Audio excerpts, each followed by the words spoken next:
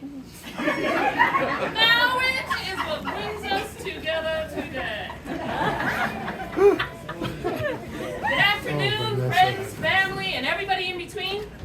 Got this little detail of the marriage to get taken care of before we can start with the party, and since I'm motivated by cake, let's get this thing moving.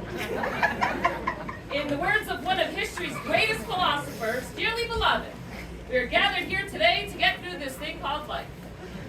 And one of life's greatest moments is the joining of two people, two hearts, two lives, and two families. We will all bear witness in the joining of Tanya and Dave in marriage. Today is a celebration of life, commitment, friendship, and family. All of us here have our own love stories. Some are long, some are short, some are yet to be written, while others are just getting to the good stuff. There are chapters in all of our stories that are sad or disappointing, yet others are exciting and full of adventure. Tanya and Dave's story started over 10 years ago at work. They started as colleagues, then friends. Then one day things changed and they continued to change. Without either one of them noticing what was happening, one day they were in love. Then, 10 years later,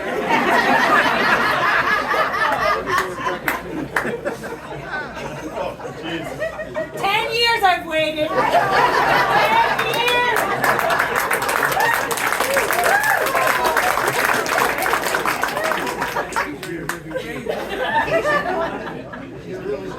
The proposal was simple and easy, little fanfare, because it was the simplest, easiest decision for either of them.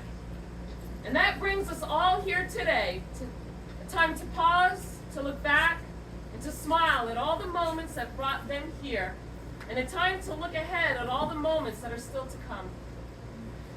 A marriage is a joining of not only two people and families and histories and traditions, and the families and friends who have surrounded them have been on their life's journey and have shaped them who they are as people and helped them bring to this moment.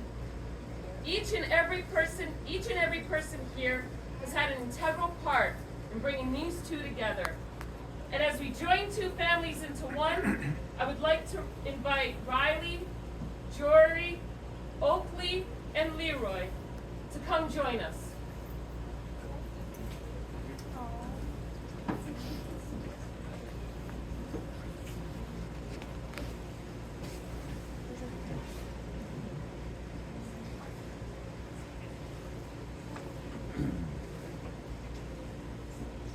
Bond that links your true family is not of blood, but of one of respect and joy to each other's life. Not flesh of my flesh, nor bone of my bone.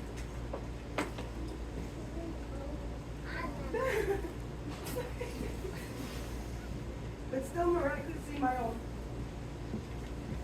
Never forget for a single minute, you don't grow under my heart, but you don't grow under my heart, but under it.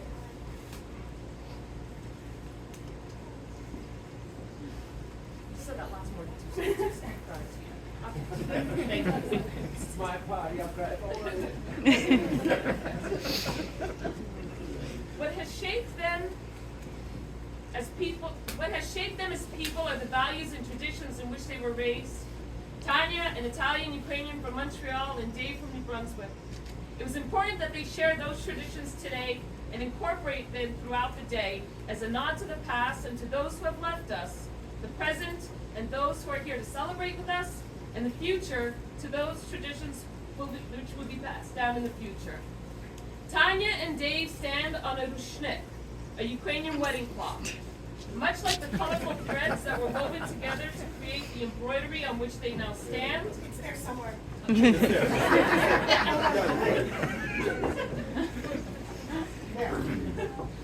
Now they stand. They are expected to weave both of their lives together to create a wonderful and unique tapestry of life.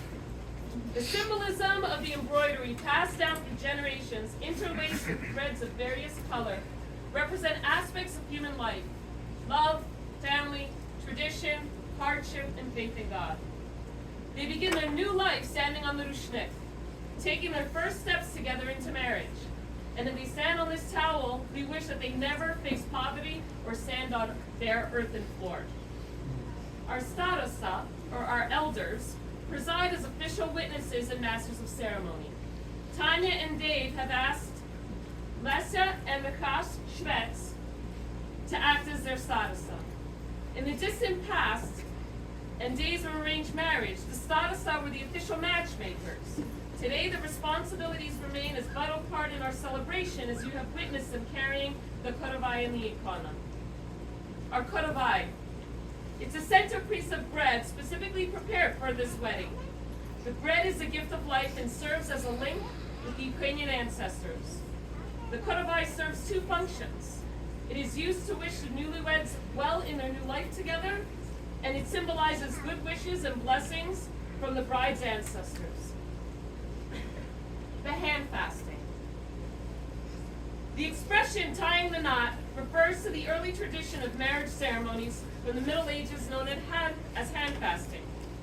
Hand fasting was a temporary marriage or betrothal that lasted for a year and a day. When villages didn't have local ministers or priests to perform a marriage ceremony, couples would perform a hand fasting which legally bound them until someone of the clergy passed through the village and performed the ceremony. In modern ceremonies, a hand fasting honors that tradition. As a couple's hands are bound together by a rushnik, from this point forward they are no longer two, but one. The hand fasting, like an engagement, expresses an intent to marry.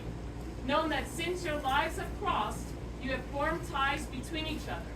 The promises you make and the ties that are bound here will cross the years and will greatly strengthen your union. With full awareness, know that you are declaring your intent to hand fast before your friends and family. Do you so agree to seek into this union? I guess. All right. I mean, we're here already, right?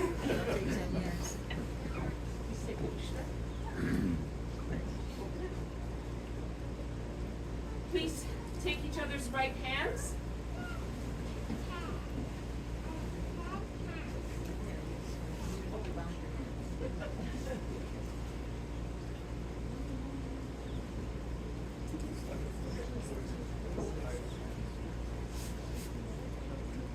Take each other's right hands. The first fold of the rushnik symbolizes romance, partnership, and happiness. Please place the rushnik on top of your book. Your hands. The second fold stands for peace, sincerity, and devotion. Please cross it. This tying represents unity, prosperity, and longevity. As this knot is tied, so are your lives now bound. Woven into this cloth, into its fibers, are all the hopes of friends and family and of themselves for a new life together. With the fashioning of this knot, you tie all of the desires, dreams, love, and happiness wished here. In this place, to your lives for as long as love lasts. By this cloth, you are now and forever bound to your vow. May this knot remain tied for as long as love shall last. May this cloth draw your hands together in love and never be used in anger. May the vows you have spoken never grow bitter in your mouths. As any child discovers when they are learning to tie their own shoes, the first move is to cross the ends. This cross creates an X, which symbolizes partnership and union. As your hands are bound by this cloth, so is your partnership held by the symbol of this knot. Entwined in love, bound by commitment, fear, sadness, joy, hardship, victory, anger, reconciliation, all of which brings together strength and union. Now turn toward me, and you may remove the rushnik.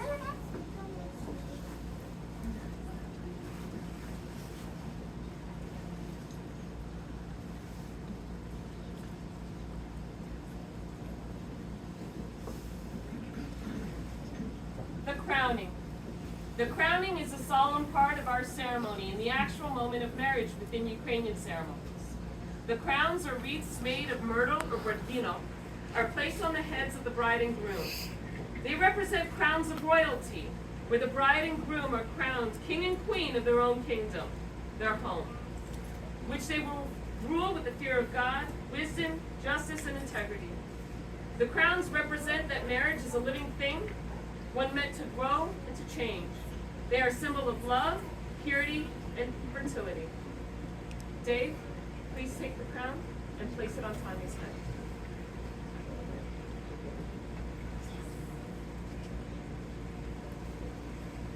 Tanya, please take Dave's crown and place it on.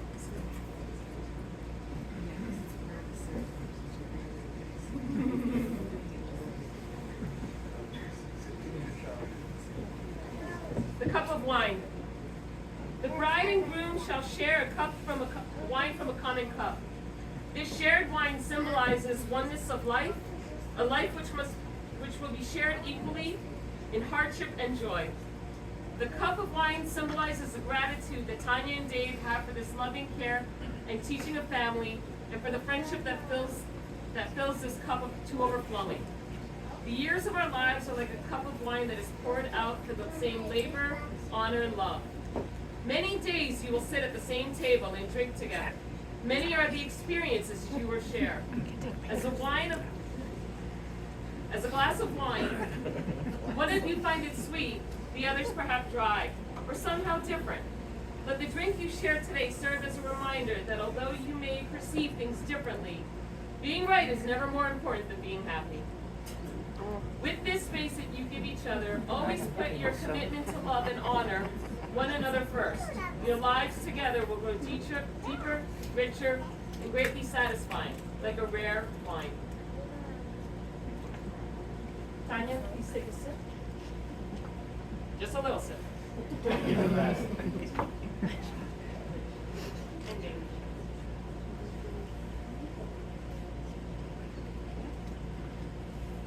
Please remove each other's bouquet.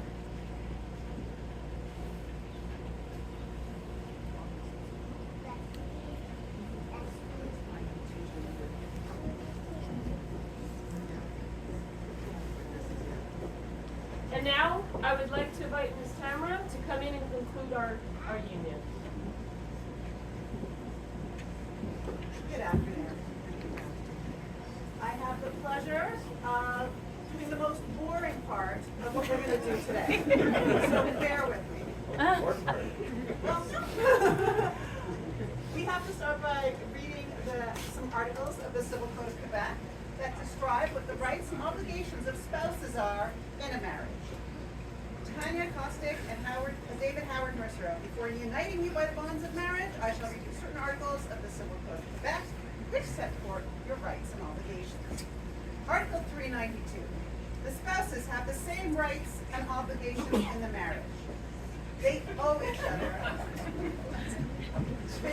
other respect, fidelity, succor, and assistance. In marriage, both spouses retain their respective names and exercise their respective civil rights under those names.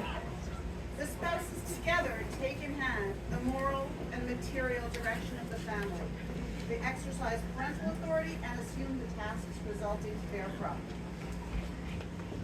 The spouses choose the family residence together. In the absence of an express choice, the family residence is presumed to be the residence where members of the family live while carrying out their principal duties. The spouses contribute towards the expenses of their marriage in proportion to their respective means. The spouses may make their respective contributions by their activities within the home. David Howard Mercer, do you take Tanya Kostick Papa, now present, to be your wife? Tanya Kostick Papa, do you take David Mercer, now present, to be your husband? I do. I would ask that you always treat yourselves and each other with respect and remind yourselves often of what brought you together today. Give the highest priority to the tenderness, gentleness, and kindness that your marriage deserves. When frustration and difficulty assail your marriage, as they do in every relationship, at one time or another, focus on what is right between you, not only what seems wrong. This way, when clouds of trouble hide the sun in your lives, and when you lose sight for a moment, you can remember the sun is still there, and each of you will take responsibility for the quality of your life marked with an abundance of happiness. In closing, to make your relationship work will take love. This is the core of your marriage, and why you are here today. It will take trust to know that in your hearts you truly want what is best for each other. It will take dedication to stay open to one another and to learn to grow together. It will take faith to go forward together without knowing exactly what the future brings. And it will take commitment to hold true to the journey you both have pledged today. Please take each other's hands. Go out there.